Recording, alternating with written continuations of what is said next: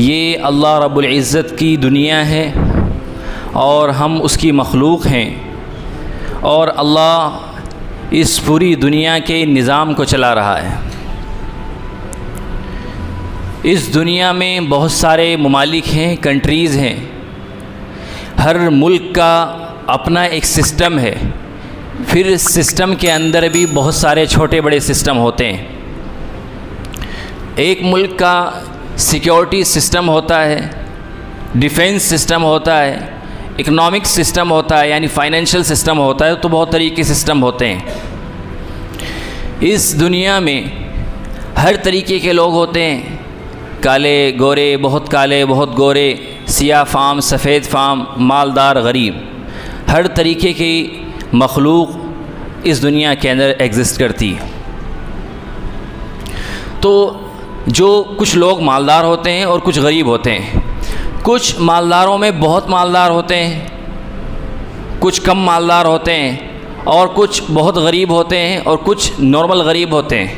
اور کچھ اتنے زیادہ غریب ہوتے ہیں کہ وہ لائن آف پاورٹی سے بھی نیچے ہوتے ہیں۔ تو دنیا میں جتنے ممالک ہیں، جتنے کنٹریز ہیں، وہ اپنے اپنے سسٹم کے اکارڈنگ ایسے پالیسیز، ایسی اسکیمز بناتی ہے کہ ہر انسان کی ضرورت پوری ہو جائے، کہ مالدار کی تو ضرورت پوری ہو رہی ہے، مگر کیسے غریب آدمی کی ڈیلی لائف کی نیڈز، ضرورتیں پوری ہو جائیں، ایسی اسکیم بناتی ہے۔ فی الحال ورلڈ بینک کی رپورٹ یہ بتاتی ہے کہ پوری دنیا کے اندر 650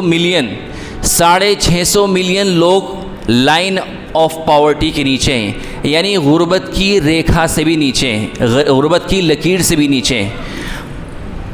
غربت کی لائن آف پاورٹی کا مطلب کیا ہوتا ہے؟ لائن آف پاورٹی کا مطلب یہ ہوتا ہے کہ ایک آدمی اتنا زیادہ غریب ہو کہ وہ روزمرہ کی کھانے کی، پینے کی، رہنے کی، سہنے کی اور اوڑھنے اور پہننے کی ضرورت بھی پوری نہ کر پائے، تو اس کو کہتے ہیں کہ یہ لائن آف پاورٹی، یعنی غربت کی لکیر سے بھی کم ہے، یعنی بہت ہی زیادہ غریب ہے۔ تو دنیا کے اندر 650 ملین سے زیادہ، یعنی 659 ملین لوگ ورلڈ بینک کی رپورٹ کے مطابق ایسے ہیں جو اپنی روزمرہ کی ضرورت بھی صحیح طور پر پورے نہیں کر پا رہے ہیں۔ تو اس لیے ہر ملک ایک ایسا سسٹم بناتا ہے کہ جو لوگ ہیں پاورٹی آف لائن کے نیچے ہیں، لائن آف پاورٹی کے نیچے، یہ اوپر آ جائیں، غربت سے اوپر اٹھ کر اپنی ساری ضرورتوں کو یہ پورا کر سکیں۔ اسی طرح ایک سسٹم اسلام کا بھی ہے، اسلام نے بھی ایک سسٹم بنایا ہے زکوٰۃ کی فارم میں اس کو ایکسپلین کروں گا۔ دنیا کے اندر غریبی کیوں ہے، بھوک مری کیوں ہے؟ اب سے جنگ آزادی سے پہلے UPSC union public civil service commission کے ایک پروفیسر تھے جو ٹرینر تھے، روبرٹ تھامس مالتھوس، ان کی ایک تھیوری گزری ہے ہیومن پاپولیشن کے اوپر۔ تو انہوں نے اپنی تھیوری کے اندر یہ دو باتیں کہیں کہ ایک تو ہیومن پاپولیشن کی انکریزنگ ہے، اور ایک جو نیشنل فوڈ سپلائی ہے ایک اس کی انکریزنگ ہے، کہ دنیا کے اندر انسانوں کی جو تعداد ہے وہ بہت تیزی سے بڑھتی ہے، اور کھانے پینے کے جو نیچرل ذرائع اللہ رب العزت زمین سے نکالتا ہے وہ اتنی تیزی سے نہیں بڑھتی ہے۔ اس کو ایگزامپل سے ایکسپلین کیا کہ انسان کی تعداد 2 سے 4، 4 سے 8، 8 سے 16، 16 سے 32، اور اس طرح ڈبل سے ڈبل ہوتی چلی جاتی ہے۔ مگر جو فوڈ سپلائی ہے، یعنی کھانے پینے کے جو ذرائع ہیں، وہ اس طریقے پر نہیں بڑھتے، وہ 2 سے 4، 4 سے 6 اور 6 سے 8، 8 سے 10 اس طرح بڑھتے ہیں۔ تو انہوں نے یہ پروف کرنے کی کوشش کی کہ دنیا کے اندر بھوکمری، غربت اس وجہ سے ہے کہ یہاں پر انسان کی تعداد تیزی سے بڑھتی ہے، اور انسان کے جو کھانے پینے کی چیزیں ہیں وہ اتنی تیزی سے انکریز نہیں کرتے۔ اب یہ کہتے ہیں کہ نیچر نے، یعنی نیچر کو ہم کہیں قدرت خداوندی نے اس کو بیلنس اس طرح سے کیا کہ چونکہ ہیومن پاپولیشن انسان کی تعداد زیادہ ہوتی ہے تو موقع پر وبا آتی ہیں، پینڈیمکس آتے ہیں، بیماریاں آتی ہیں، زلزلے آتے ہیں، جس میں ایک بڑی تعداد لوگوں کی مر جاتی ہے، ختم ہو جاتی ہے۔ تو کافی بڑی تعداد میں لوگ ختم ہو جاتے ہیں، تو اس طرح یعنی ہیومن پاپولیشن میں، یعنی انسانوں کی تعداد میں اور کھانے پینے کے ذرائع میں بیلنس ہوتا ہے۔ یہ ان کی تھیوری تھی جو بہت مشہور ہے، اور یہ اپنی اس تھیوری سے بہت زیادہ فیمس ہے۔ بعد کے جو اکنامسٹ آئے، جو سوشولوجی کے ودوان آئے، انہوں نے کہا کہ یہ تھیوری سمجھ سے باہر ہے، کہ ایسا نہیں ہے، کہ جتنی پاپولیشن گرو کرتی ہے اتنی ہی زیادہ فوڈ بھی، نیچرل فوڈ ریسورسز بھی گرو کرتے ہیں، وہ بھی بڑھتے ہیں۔ مگر پرابلم کیا ہے؟ پرابلم یہ ہے کہ نیچرل ریسورسز جو زمینی ذرائع ہیں کھانے پینے کے، وہ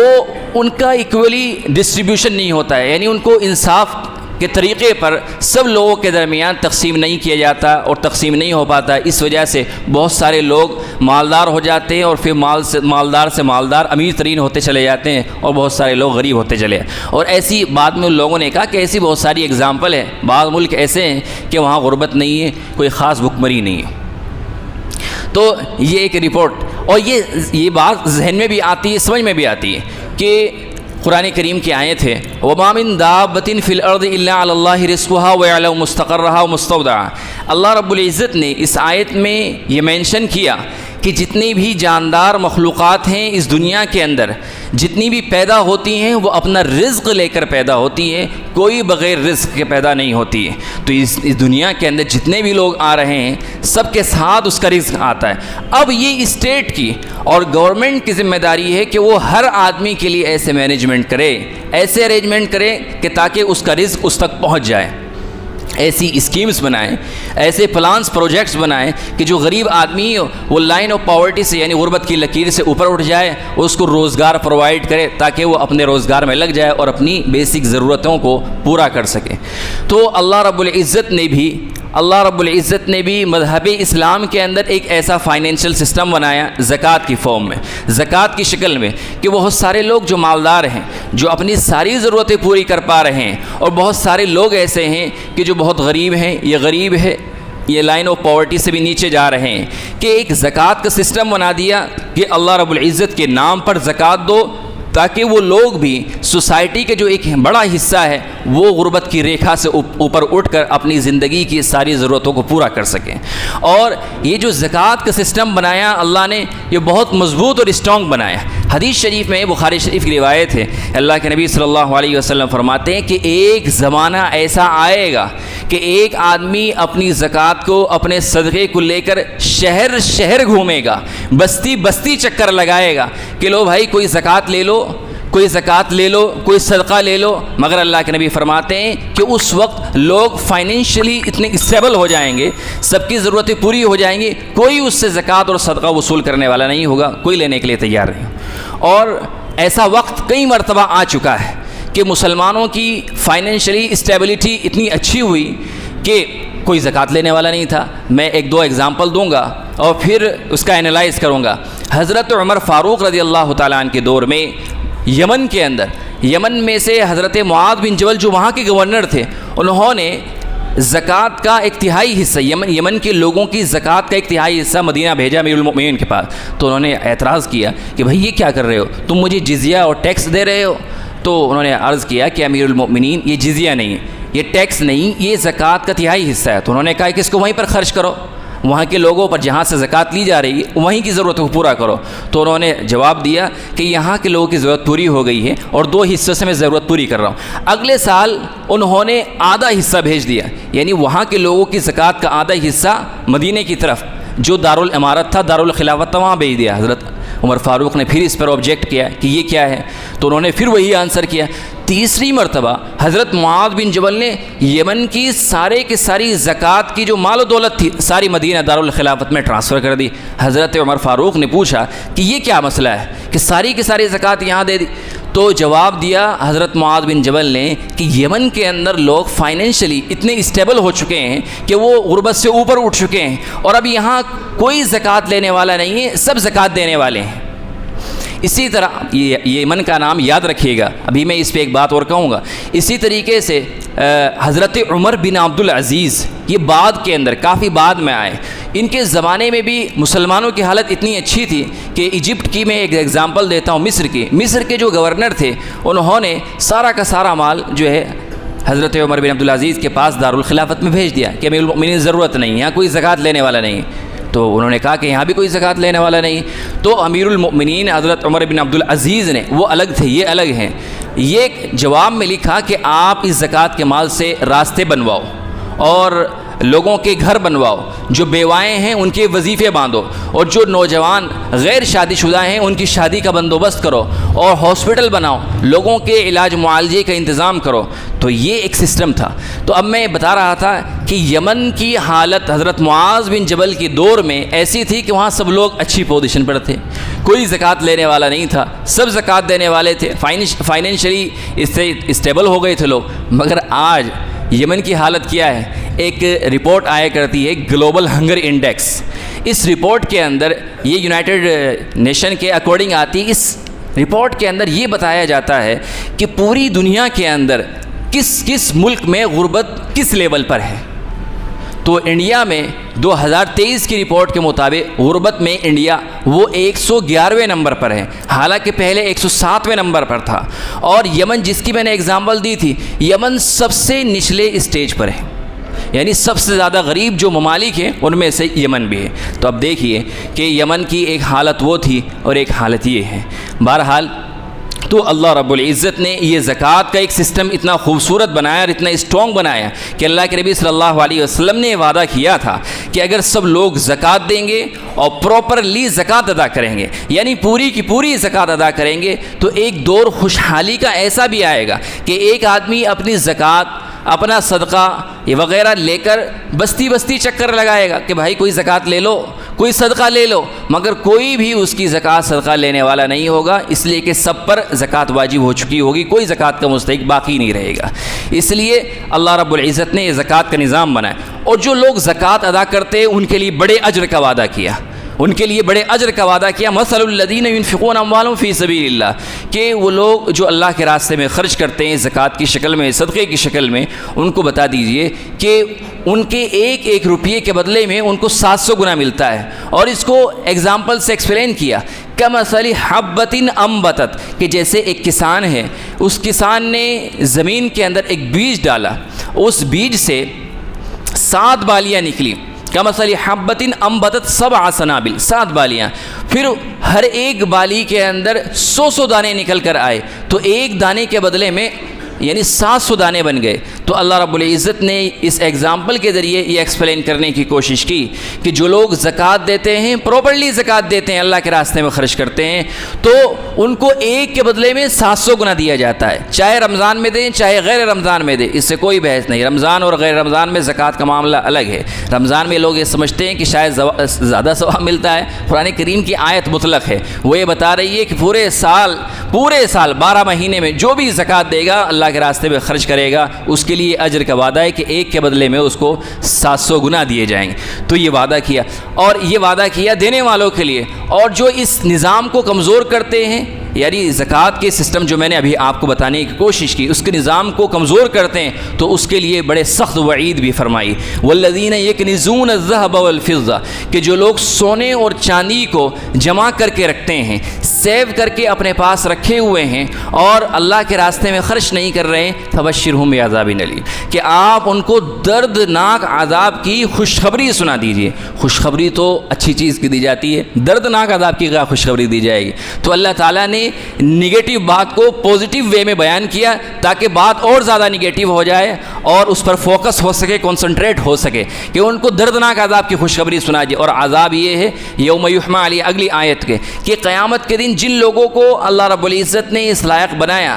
کہ وہ زکوٰۃ دے سکتے ہیں، اللہ کے راستے میں خرچ کر سکتے ہیں، مگر انہوں نے مال کی محبت میں اس کو خرچ نہیں کیا، اپنے پاس سیو کر کے رکھتے رہے، تو قیامت کے دن یہی مال، یعنی سونا اور چاندی کو اللہ کہہ رہا ہے، سونا اور چاندی ہی دنیا کی اصل کرنسی ہے، کہ سونا اور چاندی کو کہہ رہا ہے کہ ان کو اس مال کو پنگلایا جائے گا، اور پنگلا کر یہ پیشانی اور یہ بازو اور پیچھے کی جو پیٹھ ہے اس کو اس کے ذریعے داغا جائے گا، اور کتنی تکلیف ہوگی۔ آپ سوچیں اگر سونے چاندی کو بالکل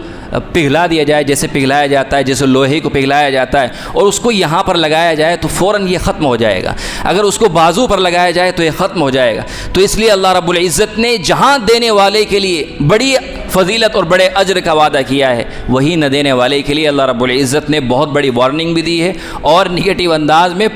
نگیٹو بات کو پازیٹیو میں کہہ کر اس پر اور زیادہ اس کو نگیٹیو کر دیا کہ دردناک عذاب کی خوشخبری سنائیے، دردناک عذاب کی ان کو گڈ نیوز سنا دیجیے۔ اس لیے جن لوگوں کو اللہ رب العزت نے اس لائق بنا دیا ہے کہ وہ زکوٰۃ دے سکتے ہیں تو زکوٰۃ دیں، اور زکوٰۃ دینے میں اس بات کا خیال رکھیں کہ آپ پوری زکوٰۃ دیں۔ اگر کسی آدمی کے اوپر 1 لاکھ کی زکوٰۃ بیٹھ رہی ہے تو وہ 1 لاکھ ہی دے، 99,000 بھی مت دے، پوری اس کو پورا کرے۔ اگر کوئی آدمی زکوٰۃ کے پورے نصاب کو ادا کرے گا تو اللہ رب العزت کے لیے، اللہ رب العزت کے یہاں اس کے لیے بڑے اجر کا وعدہ ہے۔ اور یہ جہاں میں نے بتایا کہ زکوٰۃ ایک فائنینشیل سسٹم ہے، اور ایسے لوگ جو پاورٹی، لائن آف پاورٹی سے نیچے چلے جاتے ہیں ان کو اوپر اٹھانے کے ذریعہ ہے، اسی طریقے سے زکوٰۃ ایک مالک یعنی مالک مال کے لیے، جس آدمی کا مالک، جو مال کا مالک ہے، اس کے لیے اسپریچول طریقے میں ایک اصلاح کا طریقہ بھی ہے کہ مال کی محبت میں آپ اتنے مست مت ہو جائیے، اتنے مت ڈوب جائیے کہ آپ کو ہر چیز میں ہی مال نظر آنے لگے، آپ ہر چیز کو مال کے پیمانے سے دیکھنے لگے۔ قرآن کریم نے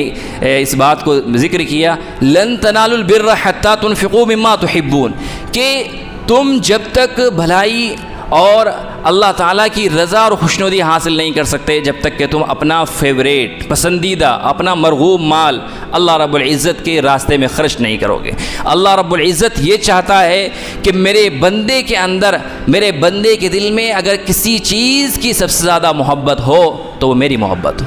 اللہ رب العزت کی بندے سے ڈیمانڈ ہے کہ دنیا ایک طرف، ساری جمع پونجی دولت ایک طرف، اور جب میرے حکم کی بات آئے، میرے محبت کی بات آئے تو وہ دنیا کی ساری چیزوں کو لات مار کر میرے سامنے سجدہ ریز ہو جائے، میرے حکم پر لبیک کہے اور کہے یا اللہ میں ہر حال میں آپ کے حکم کے لیے تیار ہوں۔ یہ ایک خالق اور مخلوق کا رشتہ ہے کہ اللہ رب العزت نے زکوٰۃ کو ان 2 سسٹم کے تحت بنائے تاکہ سوسائٹی کا فائدہ ہو اور خود اس شخص کا بھی اسپریچولی فائدہ ہو، روحانی اعتبار سے اللہ تعالیٰ اس کو اسٹرانگ کر دے کہ میری ساری محبت، میری ساری انرجی، میری ساری بدن کی اسٹرینتھ، طاقت، وہ سب کچھ اللہ رب العزت کے لیے ہے۔ اور مسلمانوں نے اس بات کا اقرار کیا، قل ان صلاتی و نسکی و محیای و ماتی للہ رب العالمین۔